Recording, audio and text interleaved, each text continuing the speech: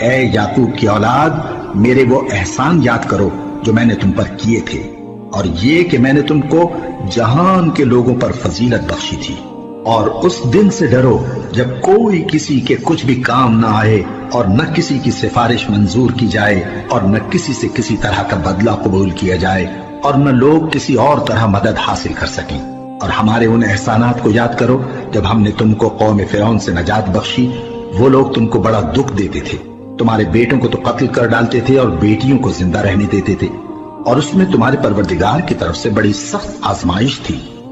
اور جب ہم نے تمہارے لیے سمندر کو پھاڑ دیا، پھر تم کو تو نجات دی اور فرعون کی قوم کو غرق کر دیا، اور تم دیکھ رہے تھے۔ اور جب ہم نے موسیٰ سے 40 رات کا وعدہ کیا تو تم نے ان کے پیچھے بچڑے کو معبود مقرر کر لیا، اور تم ظلم کر رہے تھے۔ پھر اس کے بعد ہم نے تم کو معاف کر دیا تاکہ تم شکر کرو۔ اور جب ہم نے موسیٰ کو کتاب اور معجزے عنایت کیے تاکہ تم ہدایت حاصل کرو۔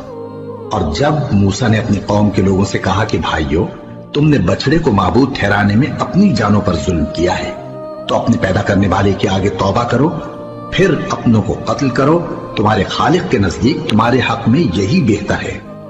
پھر اس نے تمہارا قصور معاف کر دیا، وہ بے شک بڑا معاف کرنے والا ہے، بڑا مہربان ہے۔ اور جب تم نے موسیٰ سے کہا کہ موسیٰ، جب تک ہم اللہ کو سامنے نہ دیکھ لیں گے تم پر ایمان نہیں لائیں گے، تو تم کو بجلی نے آ گھیرا اور تم دیکھ رہے تھے۔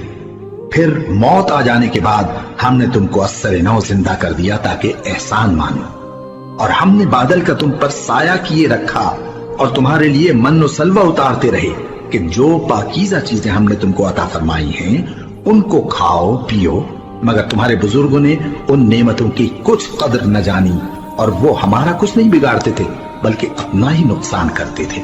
اور جب ہم نے ان سے کہا کہ اس گاؤں میں داخل ہو جاؤ اور اس میں جہاں سے چاہو خوب کھاؤ پیو، اور دیکھنا دروازے میں داخل ہونا سجدہ کرتے ہوئے اور حطۃ کہنا،